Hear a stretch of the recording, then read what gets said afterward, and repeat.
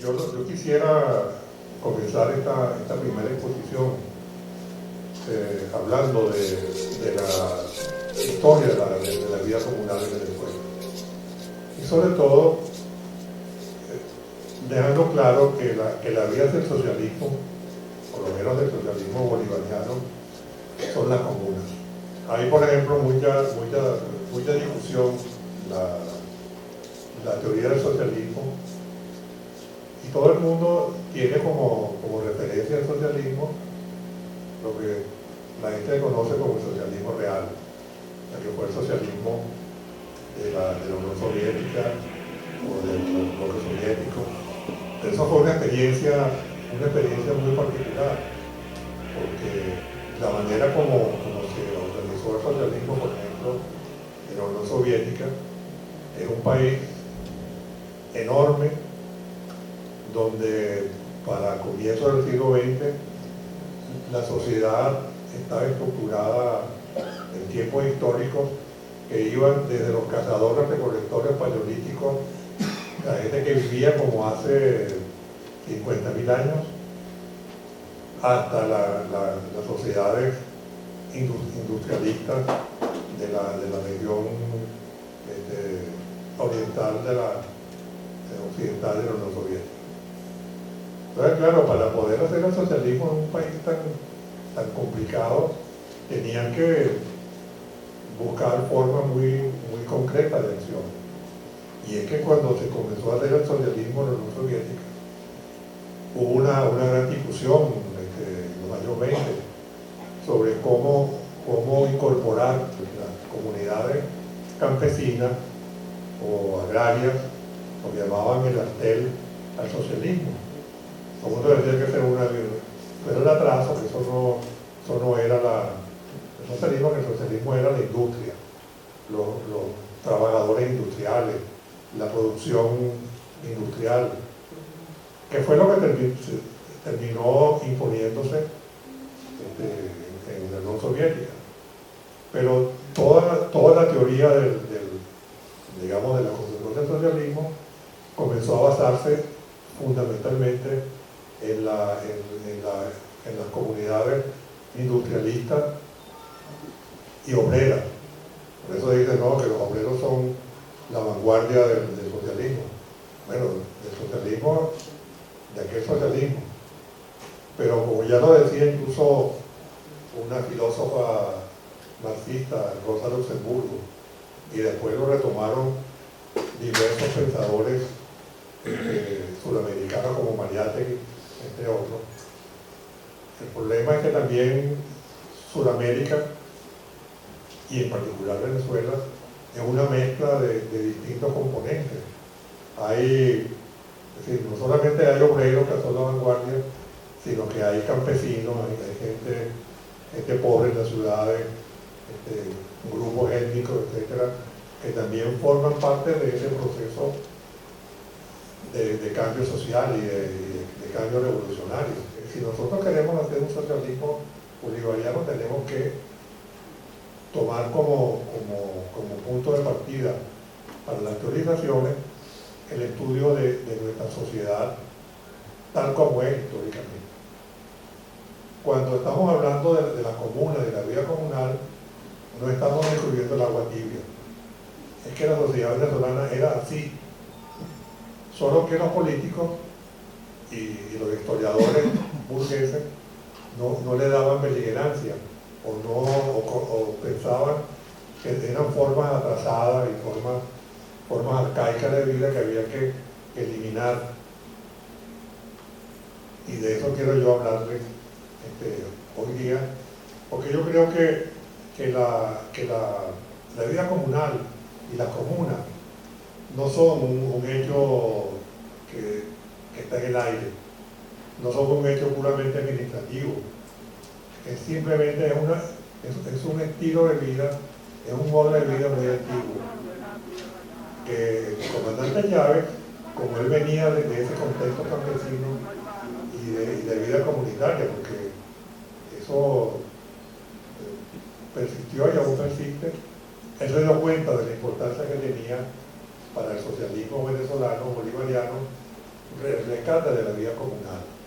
O sea, darle a la comuna y la vida comunal un rango histórico de futuro, no de pasado solamente, sino de futuro. Y una de las cosas que nosotros pudimos constatar desde el comienzo de nuestra tarea de investigación era que eran personas, eran comunidades que tenían otra vida. Que, por ejemplo, la gente del crecimiento no se da cuenta de que a 30 kilómetros de la ciudad, toda esta zona de Esquivo, Sanare, Ubío, eso, la gente vivía de otra manera. Pero la óptica capitalista y la óptica de la concepción de lo que es el atraso y lo que es el futuro, les impedía darse cuenta. Primero, una forma de vida comunal donde la tierra era propiedad colectiva. La gente, los que vivían allí tenían un derecho a trabajar la tierra, pero no eran dueños. Y los artesanos tenían propiedad sobre su instrumento de producción. Uno se pone a ver, era realmente una comuna muy extendida, donde aparte de todo la mayoría eran familias y tenían relaciones consanguíneas. Y al mismo tiempo, cada uno de estos pueblos era como un proyecto socioproductivo. Por ejemplo, la gente de Canabria y el Tintorero tenían un proyecto socioproductivo que era el tejido de telar de lana. Los que vivían en Tibor tenían otro proyecto socioproductivo que era la siembra del fique, la transformación del fique en fibra y las fibras tejidas como sacos para guardar productos agrícolas, bolsos, y luego los ceramistas que vivían en los distintos pueblos que eran el Villadero, el Yay, etcétera, que eran loceras. Y así, cuando uno lo veía con una totalidad, uno se daba cuenta que no estaba viviendo en pueblos independientes o aislados, sino que todos ellos formaban una totalidad, no solamente social, sino productiva y política, y aparte de todo, también tenían una forma de identidad muy particular, la manera como concebían el espacio, el uso del espacio, las relaciones interpersonales. Pero lo interesante es que ustedes entiendan de que toda esa producción que ustedes tienen no es una producción de un individuo, sino que es una producción de la comunidad como totalidad. Entonces, fíjense ustedes, todas estas experiencias sirven precisamente para demostrar de que esa realidad de la que estamos hablando, la realidad de la vida comunal, existe, pero la gente debemos ser capaces de trabajar con la gente y ayudarnos a que ellos mismos empiecen a sacar de sí toda esta vida que ellos la están viviendo, pero no la ven como una forma de vida que puede transformarse, vamos a llamarlo así, en una forma dominante de vida, sino que piensan, no, esto es atraso, esto es bien, esto no vale. No, eso no solamente vale, sino que eso es el futuro. Eso es la base del socialismo del futuro. ¿No? Entonces, ustedes tienen que organizarse y entender que eso que la gente viene a ver, que ustedes están haciendo, es por eso tiene mucho valor. Y en lugar de que la gente venga a ver lo que trae de Mérida la agencia de viajes, ustedes organicen justamente una demostración de lo que ustedes hacen.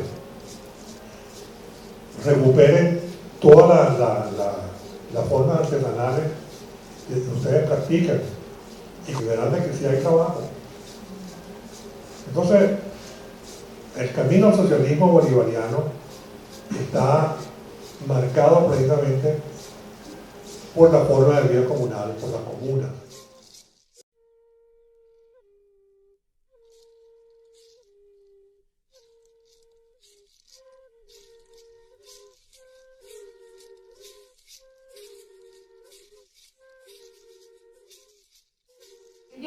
empezar, mejor voy a ubicarme en 1830. Ese es un año terrible para Venezuela.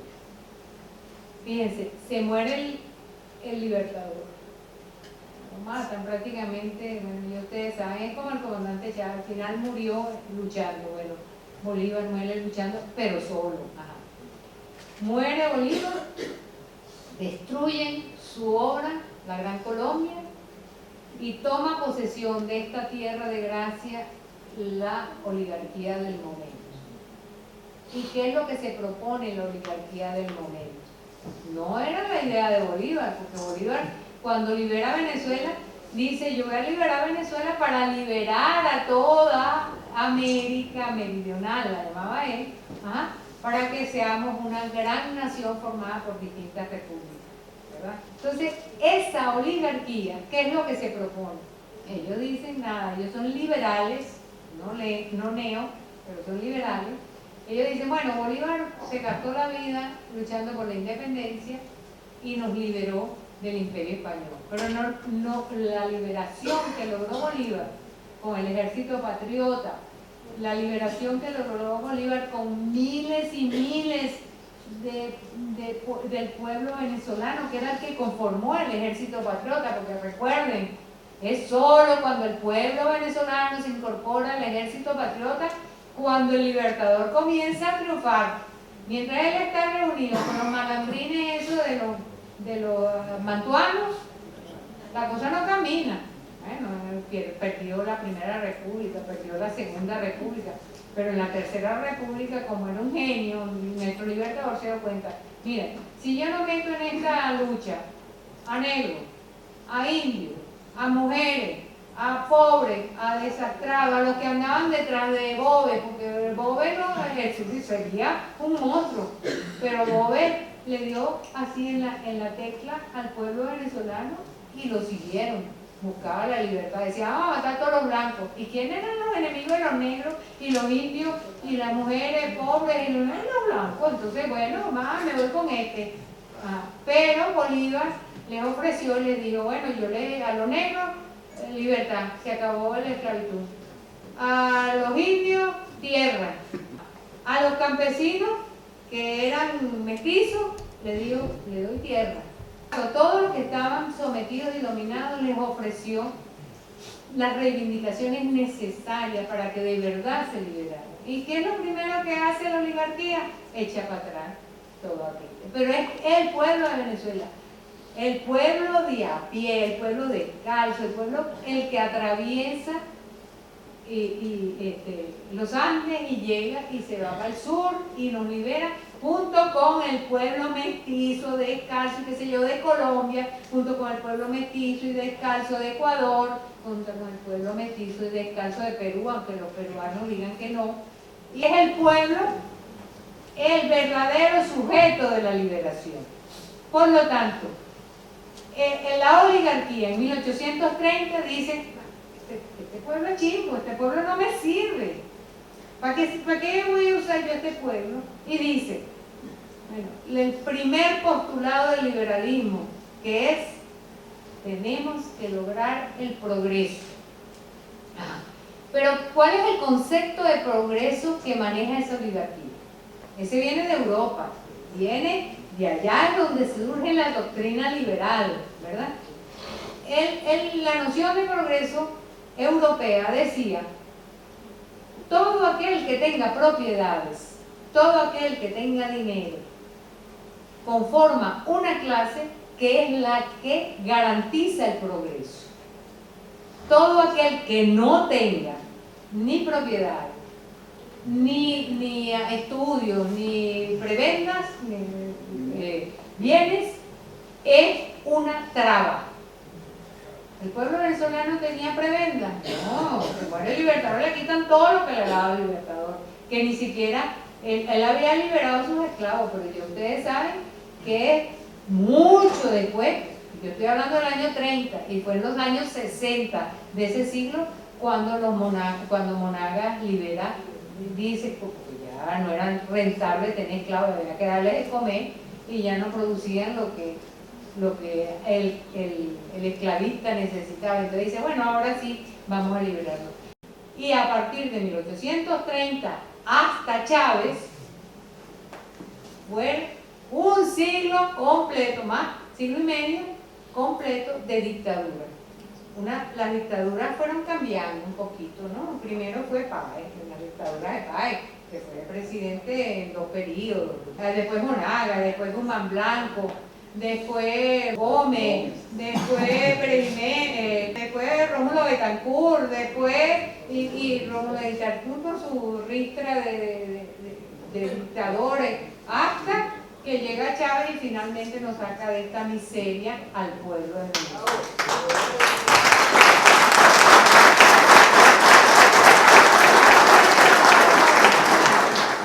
Lenin tenía una frase, yo la traje por aquí, dice, el pueblo, o los pueblos, él se refería a su pueblo allá en Moscú, pero nosotros podemos extender esto que decía Lenin a lo que le pasó al pueblo de Venezuela desde aquel entonces.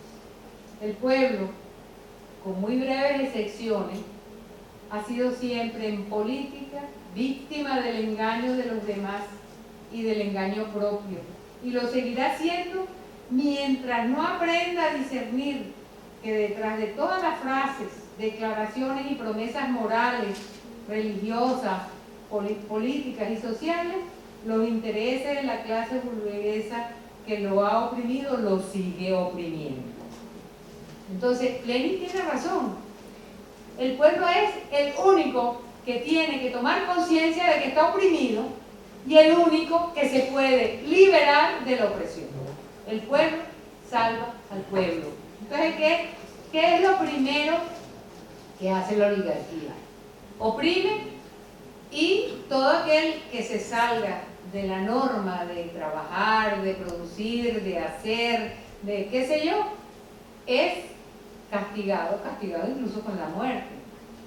Ahora, eso no quiere decir que el pueblo de 1830 hasta Chávez nunca se rebeló contra esa condición, porque así como llega la dominación y la opresión, así llega la resistencia, y la resistencia va desde burlarse. Ustedes no se acuerdan de la gripe, la barragana, ¿cómo se llama? La gripe, la tributaria, todo. El pueblo inventa sus chistes para burlarse del que lo oprime, pero además de burlarse, se revela, incluso se revela por la vía violenta. Y entonces, el pueblo en todo el siglo XIX, desde la muerte de Bolívar hasta el siglo XX, hasta Pérez Jiménez, el pueblo se rebelaba, el pueblo te combatía, y hay varios momentos. Es lo que ese filósofo maravilloso que se llama Enrique Russell llama cuando el pueblo se asume como sujeto para sí y combina eso con sujeto en sí.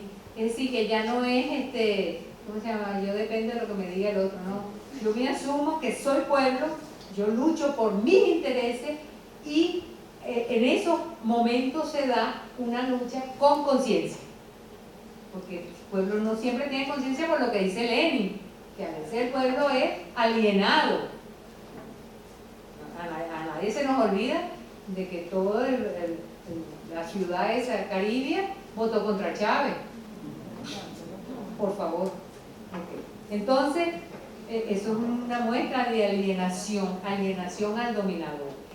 ¿Qué es lo que hace el pueblo en esos momentos? Bueno, Zamora surge no por casualidad, no, el pueblo lo sigue no porque Zamora preparó al pueblo, no, el pueblo tenía vocación de lucha y de protesta. Es más, yo puedo decir que de 1830 hasta 1998 el pueblo participó protestando de las distintas maneras, por la violencia, por la vía simbólica. Nuestros indígenas, al contrario de avergonzarnos de que no hicieron pirámides, debemos saber que ellos escogieron la vía de la democracia directa, la participación de todos, la vida comunitaria, a la cual todavía nos llegan rezagos desde el siglo XVI, cuando nos invaden, a pesar de todo lo que hizo el Imperio Español para acabar con eso, y después el Imperio Inglés, y después el Imperio Norteamericano. A pesar de todo eso,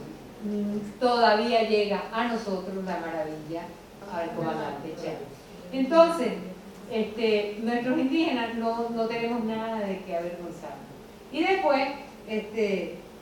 después que nos enseñaban eso en el colegio nos enseñaban, sí, los indígenas eran bravos porque no hicieron pirámides. Fíjense ustedes, cuando a nuestros hijos les enseñaban la historia de Venezuela, la historia comenzaba en 1498 con la invasión española, y a mis hijos les enseñaron que aquí los españoles fueron los que enseñaron a los indígenas a sembrar, y que aquí eran nómadas y eran además caribes todos, lo cual es una mentira flagrante, y que los caribes lo que se dedicaban era a guerrear y a robar mujeres. ¿Verdad? Todavía se lo siguen diciendo. Pues mentira. Primero, no todos eran caribes, hay de distintas, si todavía quedan 35 o 36 grupos étnicos, imagínense cuántos había antes de la invasión. Y hay multitud de lenguas y multitud de aportes. Por ejemplo, nuestros indígenas de la zona de las llanos que existen hoy día inventaron los cultivos hidropónicos, la domesticación de plantas. Por ejemplo, aquí se domesticó el ñame, el ocumo, la yuca, el maíz, la papa, el ají, de los más conocidos. Fue gracias a los conocimientos de las sociedades indias que preexistían a la invasión que los españoles pudieron fastidiar. Y fue la traición la que permitió que en muchos casos nosotros, estos españoles, hubieran acabado con pueblos enteros. La traición, por ejemplo, muchos indígenas del occidente de Venezuela se las trajo Lozada, y fue como logró finalmente entrar en el Valle de Caracas, al cual Guacaiculo y Apacuana los tenían que prácticamente nadie podía entrar. 15 años, cada vez que hacían un conato de ciudad, se le incendiaban. Y fueron estos indígenas los que lograron llevar a Lozada y ubicarse, porque la ciudad de Caracas se fundó en lo que hoy día es Santa Capilla, no en la Plaza Bolívar. Y desde allí él logró finalmente construir la Caracas de hoy, que es finalmente nuestra capital.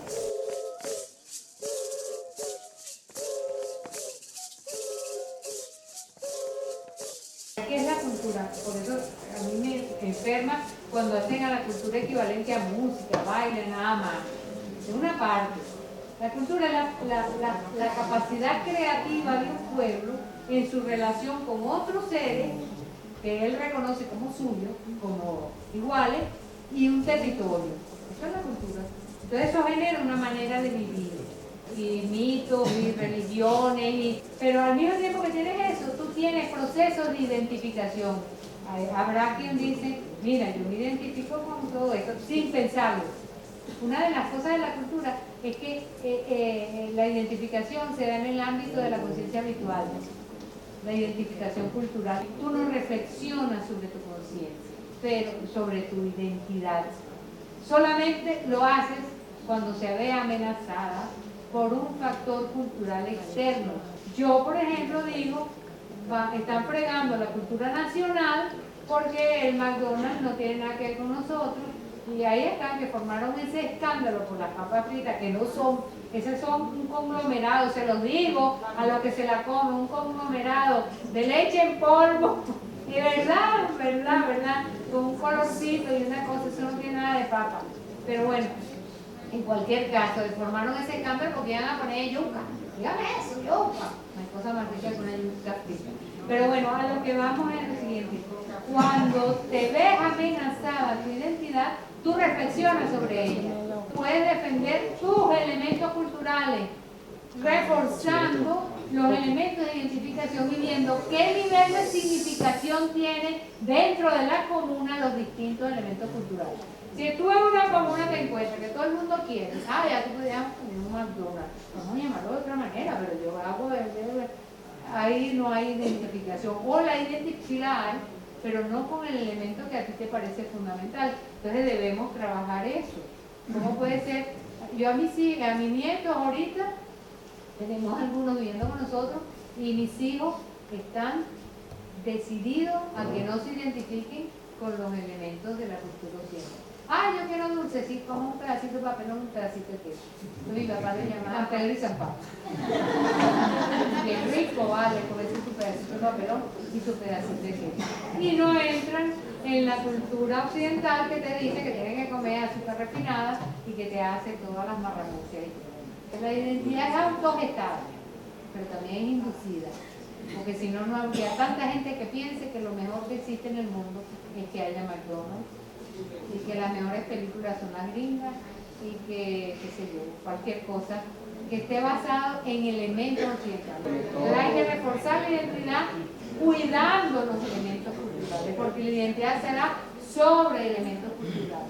Y a la comuna urbana, se lo digo a los que estén aquí de comunas urbanas, un elemento de identificación fundamental es el espacio, el territorio que ocupa la comuna urbana, la calle, todo lo demás está llena, si son urbanas, callejones, lo que sea, la identidad espacial se da sobre claves que tiene el espacio y que uno no reflexiona sobre ella nunca. Yo, por ejemplo, yo soy maracayera y cuando fui a Maracay la última vez, yo no andaba toda perdida porque ya me habían quitado todas las claves culturales, el edificio tal ya no estaba ahí. La señora fulanita, que la familia de ella que vivía aquí, ya no tenían la casa igual, la habían pintado todo diferente, habían abierto calles donde no. Entonces la identidad cultural se da sobre elementos culturales y los elementos culturales pueden ser intangibles o tangibles, pueden ser áreas de circulación, plazas, árboles. Nicaragua, por ejemplo, uno va a Nicaragua y te dicen, o a Costa Rica y te dicen, mira, anda de aquí para allá, del árbol este allá y del otro allá, y ahí te vas a encontrar con unos muñecos. Y yo decía, ¿cuáles muñecos? Una pieza que tenía unos maniquíes. Entonces, fíjense, y después te echas 2 cuadras más allá hasta el árbol. Y uno buscaba el árbol existió, pero todo el mundo habla de la esquina del árbol, porque existió en el pasado. Y la identidad es tan fuerte que están identificados con el espacio, lo han identificado con el elemento cultural. Entonces, cuidado con los elementos culturales, tienes toda la razón. Hay que cuidar a los elementos porque si no la identidad se da sobre elementos de otra procedencia.